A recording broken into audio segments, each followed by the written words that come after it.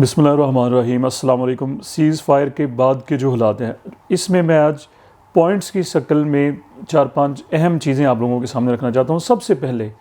بنیانوں مرصوص پاکستان نے جو آپریشن کیا، اصل میں یہ ایک جوابی کارروائی تھی جو کہ بھارتی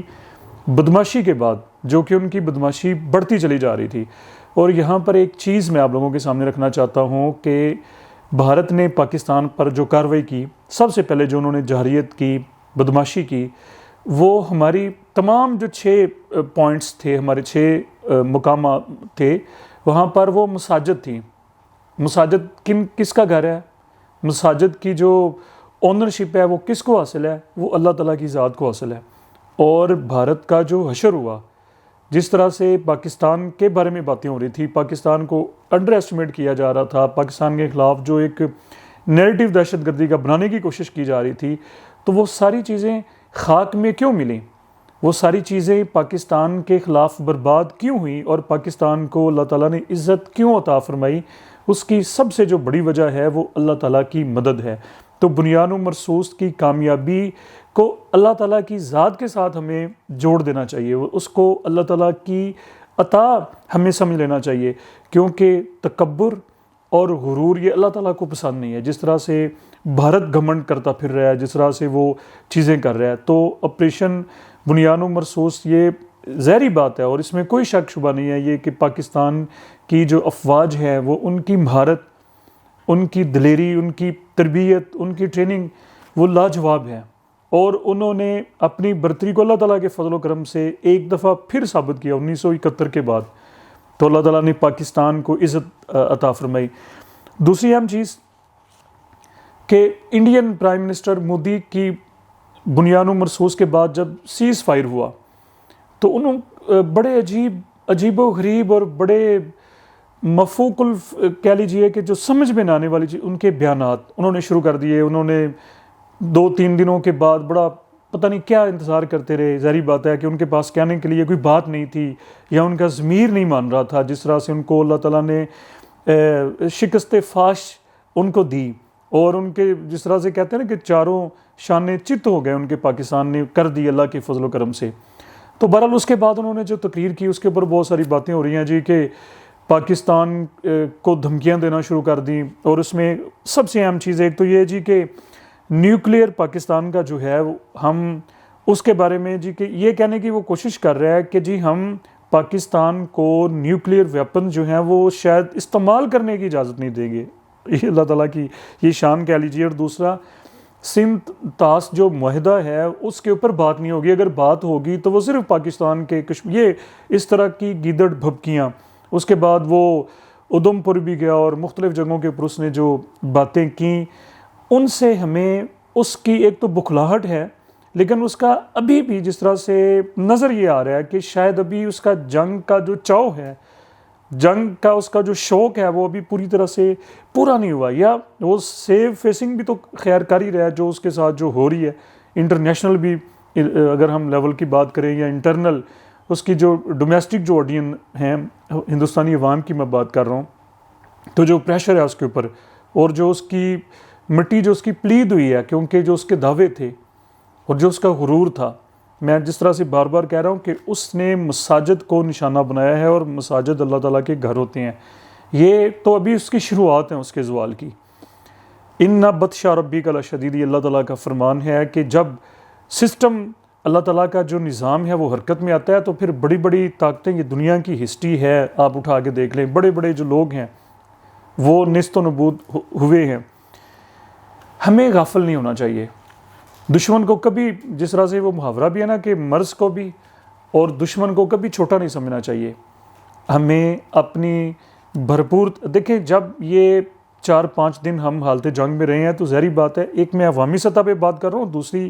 ہماری حکومتی سطح پہ، کہ کچھ کمزوریاں یا خامیاں جو بتانے والی بھی نہیں ہوتی ہیں، جو دشمنوں کے سامنے رکھنے والی بھی نہیں ہوتی، اگر وہ ظاہری بات ہے وہ ہوتی ضرور ہیں، ہمیں ان کو ختم ضرور کرنا چاہیے، ہمیں ان کو امپروو کرنا چاہیے، اور جن چیزوں کی ہمیں ضرورت ہے یہ بہترین موقع ہے ہمارے پاس کہ وہ چیزیں ہم حاصل کر لیں، ان کا وافر سٹاک ہمارے پاس ہونا چاہیے۔ ہم نے تیاری کے اوپر ضرور فوکس کرنا ہے، اور دو بڑی اہم چیزیں ہمارے پاس جو اللہ تعالیٰ کی طرف سے نعمت عظمیٰ ہے ہمارے لیے، ایک بہت بڑا تحفہ ہے ہمارے لیے، جو کہ جنگ کا پانسا پلٹ دیتے ہیں، جس کی وجہ سے وہ جذبہ جہاد اور جذبہ شہادت، یہی وہ چیزیں ہیں۔ جب ہم جہاد کا نام لیتے ہیں اور شہادت کے جذبے سے جب ہم سرشار ہوتے ہیں تو دشمن بکھلا جاتا ہے۔ یہ جو نئی نسل ہے ان کو یہ شاید پہلے یہ باتیں سمجھ نہیں آتی تھی، لیکن اب انہوں نے خود دیکھ لیا ہے کہ کس طرح سے وہ بکھلاہٹ کا شکار ہو جاتے ہیں اور دن رات وہ بھونکنا شروع کر دیتے ہیں اور وہ اس سے باہر ہی نہیں آتے۔ جب جہاد کا ہم ایک دفعہ اگر ہم ذکر کرتے ہیں تو یہ اس کا بہترین طریقہ جو ہے وہ سیرت النبی صلی اللہ علیہ وآلہ وسلم سے جوڑنا ہے ہمیں اپنی نوجوان نسل کو۔ اگر سیرت طیبہ کے ساتھ ہم نے نوجوان نسل کو کنیکٹ کر دیا تو پھر ہم کامیاب ہیں۔ کوئی بھی دشمن جب ہمارے پاس جذبہ ہو، جب ہمارے پاس ایک کلیئر آبجیکٹو ہو، ہمارا مقصد کلیئر ہو، ہماری منزل کلیئر ہو، تو پھر ہمیں شکست دینا یا ہمیں کمزور کرنا یہ پھر دشمن کے بس کی بات نہیں ہوتی۔ یہاں پر ایک اور اہم چیز بھی ہے کہ جس طرح سے ان دنوں میں جنگی حالات میں ہم نے دیکھا تو سول ڈیفنس کو ایکٹیو کرنا، یہ پہلے بھی میں اس کے اوپر بات کر چکا ہوں کہ اسکول، کالج، یونیورسٹی سطح پہ گورنمنٹ کو یہ چاہیے، گورنمنٹ کر بھی رہی ہے، لیکن اس کی طرف اور زیادہ توجہ دینے کی ضرورت ہے کہ اس کی جو ڈرلنگ اسکول میں جو ہوتی ہے، اس کی جو مشقیں ہوتی ہیں کالجز میں، اور لوگوں کو جو اس میں شمولیت کے لیے لوگوں کو خاص طور پہ جو یوتھ ہے، نوجوانوں کو اس کی طرف راغب کرنا کہ آئیں اور سول ڈیفنس کا حصہ بنیں، اور جو ضروری ٹریننگ ہے اس میں ایک بچاؤ کہ خدا نخواستہ سٹرائک آتی ہے، حملہ ہوتا ہے تو اس سے ہم نے بچنا کیسے اور فرسٹ ایڈ کیسے کرنی ہے نوجوانوں کو، اور پھر اپنے جذبات کو کنٹرول میں رکھنا، ڈر خوف جو ہے وہ نہیں آنے دینا، پینک نہیں پھیلنے دینا، یہ ایک بہت بڑا سیکٹر ہے سول ڈیفنس، اس کو ضرور ایکٹیو کرنے کی ہمیں ضرورت ہے۔ اور سوشل میڈیا کے حوالے سے کہ جس طرح سے یہاں پر یہ اور بھی چیز کہ انڈین مین سٹریم میڈیا کی جس طرح مٹی پلیت ہوئی ہے اور جس طرح سے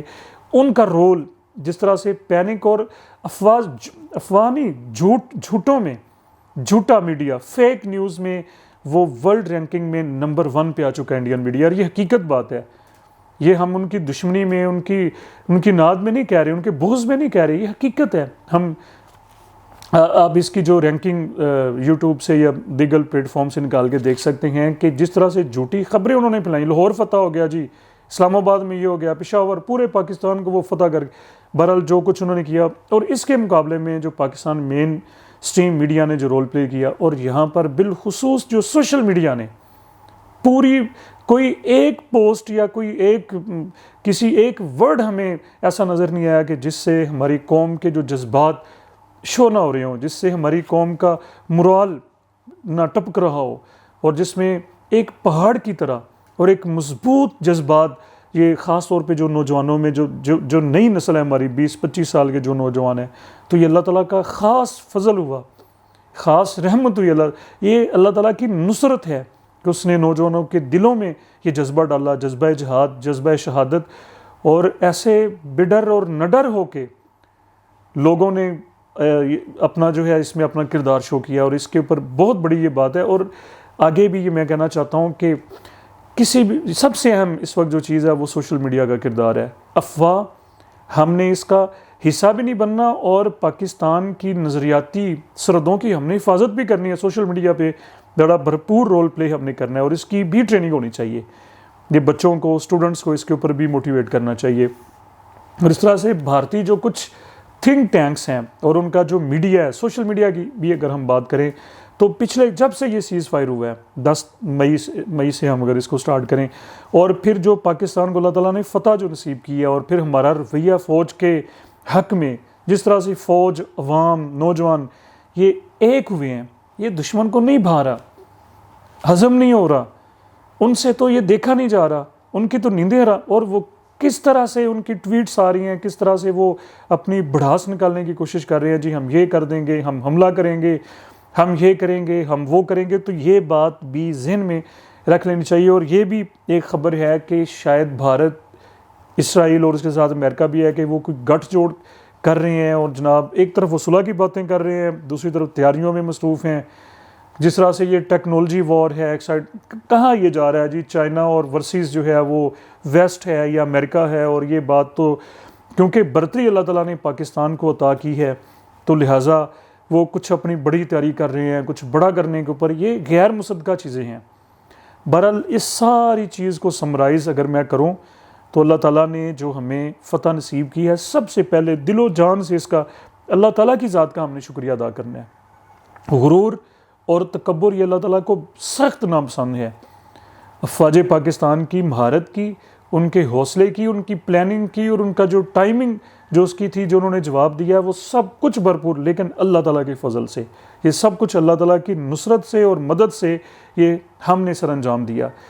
دوسری اہم ترین جو چیز ہے وہ غزوہ احد کا سبق ہے۔ وہ ہمیں یاد رکھنا ہے کہ غزوہ احد میں جب ہم نے فتح حاصل کی، اس کے بعد تھوڑا سا ہمارا دھیان ہٹا، اور کس طرح سے پھر ہم نے بھاری نقصان اٹھایا۔ دشمن کی ایک ایک چیز کے اوپر بلا شک و شبہ ہماری ایجنسیز، ہماری فورسز کی نظر ہے ان کے اوپر۔ یہ میں عوامی سطح پہ بھی کہنا چاہتا ہوں کہ ان کی ایک ایک چیز کے اوپر ہم نے نظر رکھنی ہے، اور تیاری میں ہم نے رہنا ہے۔ عوامی سطح پہ بھی ہم نے سول ڈیفینس میں بھی رول پلے کرنا ہے، ہم نے سوشل میڈیا پہ بھی رول پلے کرنا ہے، ہم نے سیرت النبی صلی اللہ علیہ وسلم کے ساتھ بھی جہاں تک ہو سکے۔ دیکھیں، فورسز کا کام ہے بارڈر کو سنبھالنا، اور ہمارا کام ہے اس میں ہماری شمولیت کیا ہے۔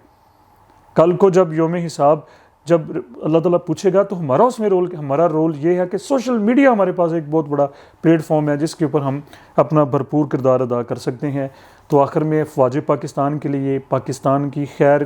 سلامتی کے لیے دل و جان سے دعائیں، اور ہمیں بھی اپنی دعاؤں میں یاد رکھیں۔ بہت شکریہ۔